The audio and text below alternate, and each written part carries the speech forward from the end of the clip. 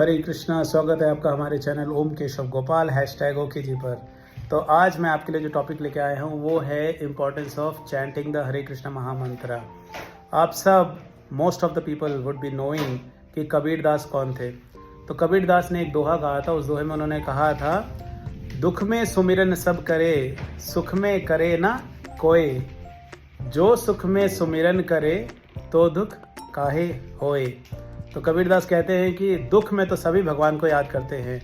और मैं गौरंगदास प्रभु जी का एक लेक्चर सुन रहा था, तो उसमें वे कह रहे थे कि हम हमेशा दुख में भगवान को याद करते हैं और भगवान को याद करने से हमारा मन शांत होता है और हम दुख से बाहर निकल भी जाते हैं। लेकिन जैसे ही हमें सुख आता है तो हम फिर भगवान को भूल जाते हैं।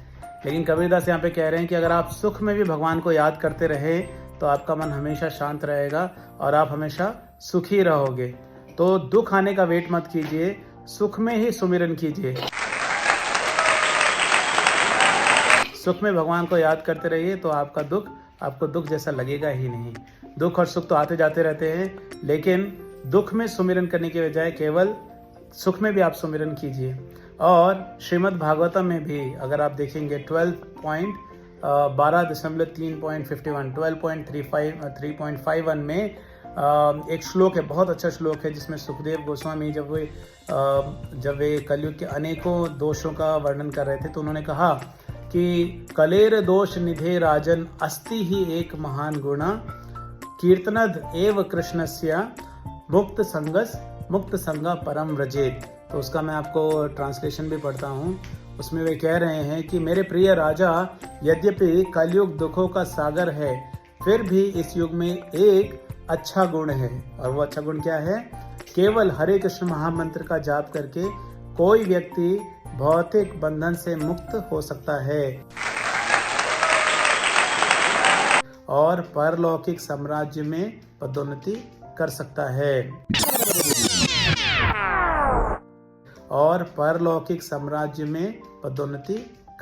है। तो देखिए कितने सारे दोष हैं, आप ये तो जानते ही होंगे।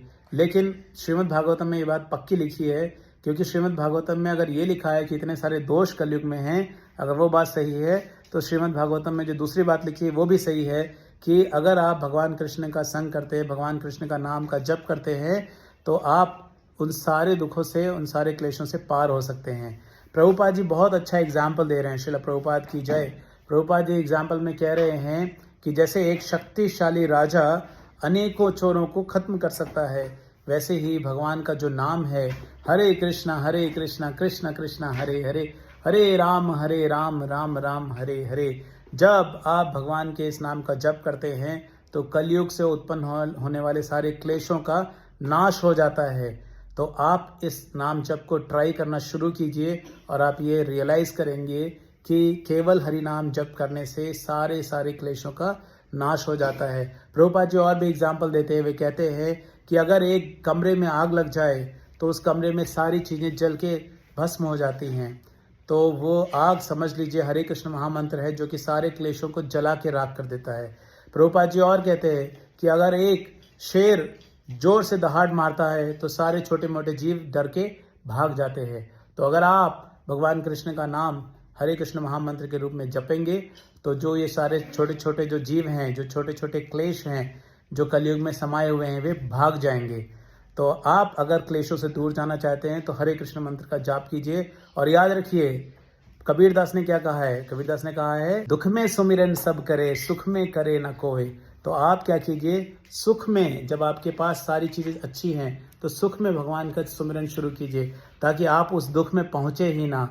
तो एक बुद्धिमान व्यक्ति ये कर सकता है, लेकिन मूर्ख व्यक्ति ऐसा नहीं करेगा। उसको आप कितना भी बताएंगे उसको समझ नहीं आएगा। तो मूर्ख मत बनिए। प्रभुपाद कहते हैं मूढ़ा मत बनो, मूर्ख मत बनो, गधे मत बनो, बुद्धिमान बनो, ट्राई करो और हरे कृष्ण मंत्र का पूरा बेनिफिट प्राप्त करो।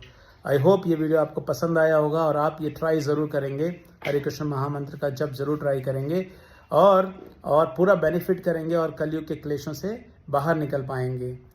अगर आपको वीडियो अच्छा लगा है तो दूसरों के साथ शेयर कीजिए, चैनल को सब्सक्राइब कीजिए और वीडियो को लाइक कीजिए।